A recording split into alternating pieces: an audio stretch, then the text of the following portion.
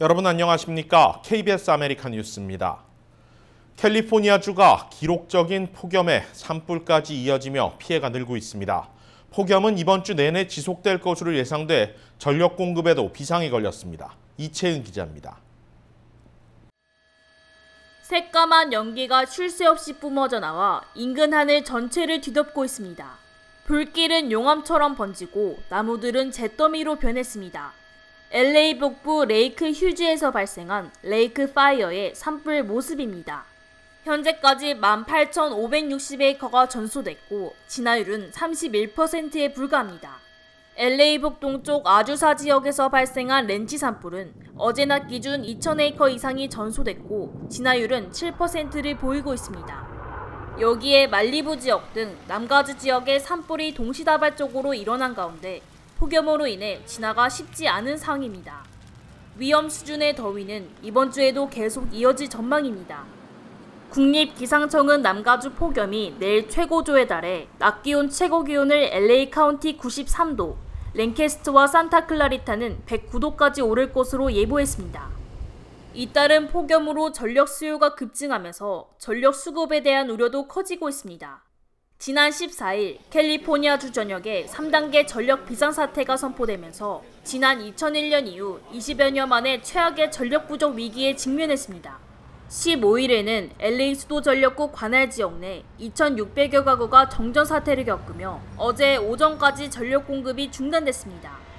이와 관련해 수도 전력국은 위험 수준의 폭염이 정전 사태의 원인으로 추정된다고 밝혔습니다. 한편 캘리포니아주 전역에 전력 공급을 관리하는 독립시스템운영국은 전력 시스템의 붕괴를 막기 위해 지역별 순차 정전 조치를 취할 것이라고 밝혔습니다. KBS 뉴스 이채은입니다. 다가오는 대선을 앞두고 우편 투표에 관한 논란이 크게 제기되고 있습니다. 민주당 지지층을 포함한 상당수의 유권자들은 팬데믹 상황에서 우편 투표가 절실하다는 입장이지만 트럼프 행정부는 부정선거 위험성이 높다며 이를 강력히 반대하고 있습니다. 이유수 기자가 보도합니다. 투표용지가 불특정 다수에게 배송될 수 있어 위험하다. 러시아와 중국, 북한이 우편 투표에 개입해 정치적 혼란을 줄 가능성도 배제할 수 없다. 트럼프 대통령이 우편 투표를 부정적으로 보는 이유입니다. It'll be the greatest rigged election in history. It'll be the greatest fraud ever perpetrated, other than perhaps what they did to my campaign. 우편 투표 때문에 대규모 부정이 일어날 수 있다는 트럼프 대통령의 일방적인 주장을 두고 반발의 목소리가 거셉니다. 캘리포니아주를 비롯한 뉴저지와 네바다, 버몬트와 워싱턴 DC는 이번 대선부터 전면 우편 투표를 시행할 계획인데 팬데믹 상황에서 직접 투표를 강행하는 것이 위험할 수 있다는 명분에 따른 것입니다. 지난 대선에서는 3,300만 명이 우편 투표에 참여했는데 다가오는 대선에서는 그보다 2배 많은 유권자들이 우편 투표에 참여할 것이라는 전망입니다. 하지만 우편 투표에서 부정이 일어날 가능성은 높지 않다는 분석이 지배적입니다. 기존에 이뤄지던 부재자 투표가 확대되는 것과 같은 일반적인 개념이기 때문입니다. 실제 지난 2000년부터 우편 투표를 시행해온 오리건주에서는 중복 투표나 사망자 대신 투표에 참여한 부정선거 비율이 극소수에 불과했습니다. 트럼프 대통령은 우편 투표를 실시할 경우 민주당 지지자들이 더 많이 참여할 것을 두려워하고 있는 것으로 보입니다. 공화당 지지자들이 직접 투표에 참여할 것이라는 여론이 많았기 때문인데 우편 투표가 몰려 개표가 미뤄지며 집계 결과가 나오기 전 초반 집계 득표로 승리 선언을 하겠다는 의도로 풀이할 수 있습니다. 정작 트럼프 대통령 본인은 플로리다주 팜비치에 등록된 자신의 주소지에서 우편 투표를 시행할 계획입니다. 민주당은 휴회 기간임에도 불구하고 우편 투표 시행에 부정적인 시각을 내비친 연방 우체국장의 청문회까지 열겠다며 이에 맞서고 있습니다. KBS 뉴스 이우수입니다. 민주공화 양당이 이번 주와 다음 주 차례로 전당대회를 열며 본격적인 대선 체제에 돌입합니다. 다만 코로나19 여파로 올해 전당대회는 예년과는 크게 다른 모습이 연출될 전망입니다. 오늘부터 나흘간 전당대회를 개최하는 민주당.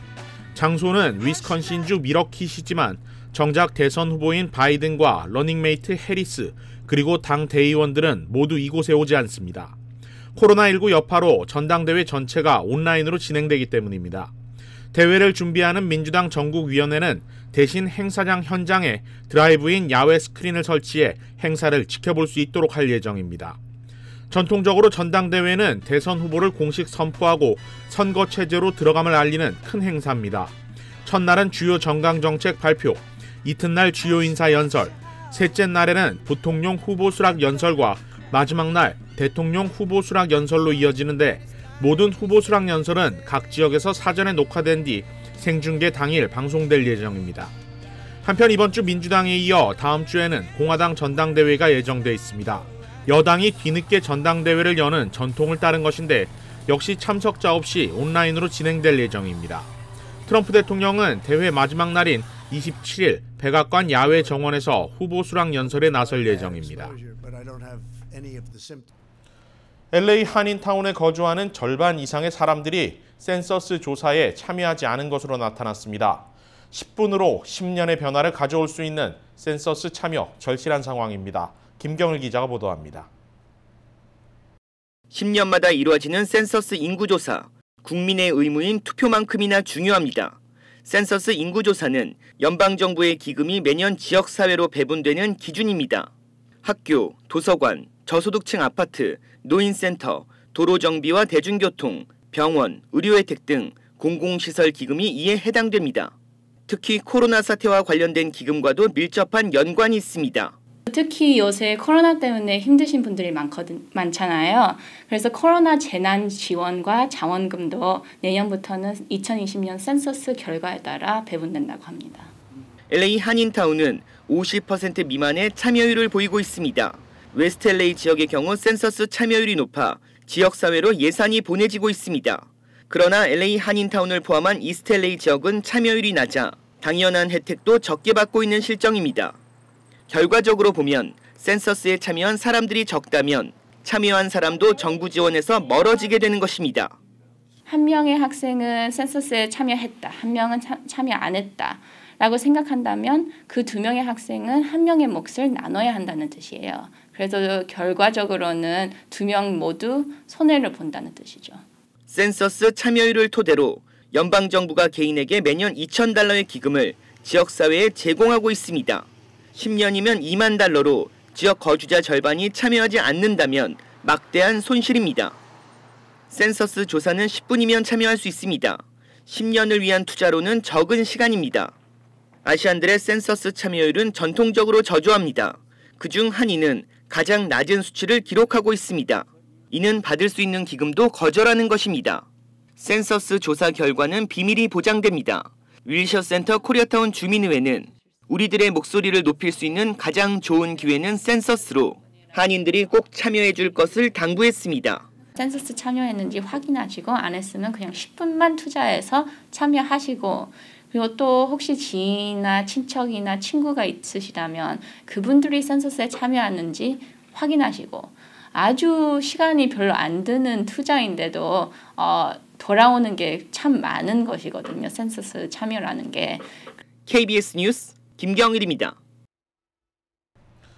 한국전 참전용사 기념비가 오렌지 카운티에 건립될 예정인 가운데 이에 대한 착공식이 열렸습니다.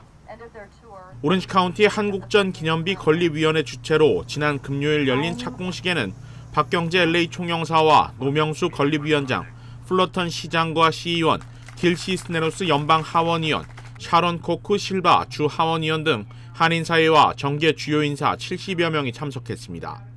플러턴 힐크레스트 공원에 들어설 한국전 참전용사 기념비는 별 모양의 5개 기념비에 미군 전사자 36,492명의 이름을 모두 새길 예정입니다. 향후 오렌지 카운티 내 각종 보훈 행사 장소로도 활용될 예정입니다.